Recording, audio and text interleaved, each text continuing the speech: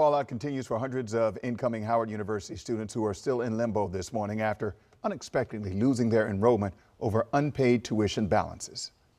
Everything's all right, and then all the progress kind of just disappears because we're 2 weeks away from, moving in, and it all gets taken away. Mason Farmer, who lives in Georgia, is one of the more than 500 freshmen who lost their spots to attend Howard. The school says they were sending communications about payment and enrollment deadlines since March, but students argue that some factors like outside scholarship money was beyond their control. And despite informing the university, their class schedules were wiped out, leaving many of the students scrambling to reapply elsewhere or fight to be re-enrolled. But now another HBCU right here in D.C. is offering assistance. That's right. Following Howard University's recent disenrollment decisions, UDC is extending its enrollment deadline and encouraging affected students to consider making the switch. Joining us now is Dr. Hassan Attias, Vice President of Enrollment at the University of the District of Columbia. Prospective students, we have a QR code for you in the corner of your screen. You're going to see it pop up. This link will expedite your enrollment process at UDC. All right. Good morning to you, and thank you for coming in and talking with us. For a lot of these students, choosing Howard was about earning a degree. This was a big deal for them. This has turned into a nightmare for a lot of them because they were ready to come, packed up, ready to move to D.C., ready to start their careers, and then all of a sudden nothing.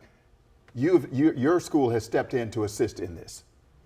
Why is it so important that you get involved in this? Absolutely. Thank you so much for having me this morning. I'm happy to be here. We at the University of the District of Columbia, we are the district's university. So we want to make sure that any student that is interested in studying in the district wants to receive a high quality education at an HBCU at a fraction of the cost compared to other universities in the area, have an opportunity to do so. So we welcome students to apply to become Firebirds.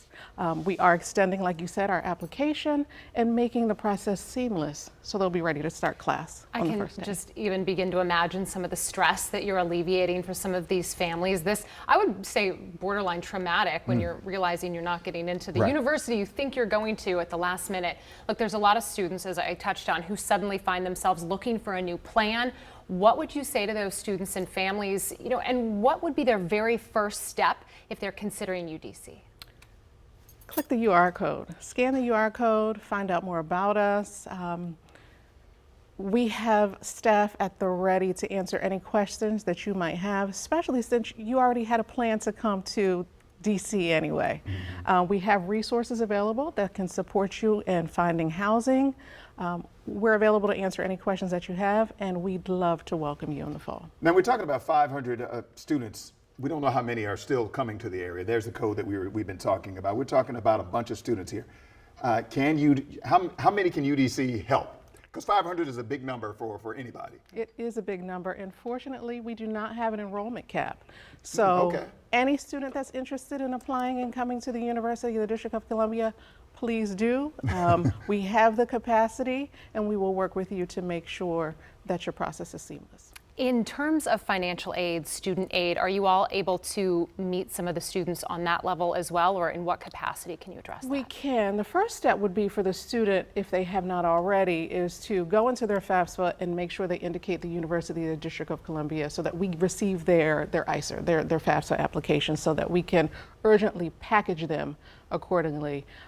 Students would have access to apply for scholarships, and like I said, throughout this expedited process, we do have financial aid staff at the ready to direct students and help them apply for scholarships, both internal and external. And if they received external scholarships already, to contact that external lender and let them know, hey, I'm going to UDC now, so that they can send their payment to our bursar's office. Housing. What about housing? I don't know how that works for UDC, but there's always it seems to be all the colleges there's a shortage because there's more students than housing. So how does that work for UDC? Like other institutions, housing is limited, but we do have resources available through third-party furnished apartments throughout the DC area to support students with housing options. Okay, as we put a bow on this, we have to let you go. Can you just give our audience who might be watching this like a little string of hope? What would you say to a family or a student watching this right now? DC and the University of the District of Columbia can be your home away from home as well. I understand that you might have to pivot quickly. Just know that there are options, and we at the university would welcome you. Answer any questions that you have. We are a resource.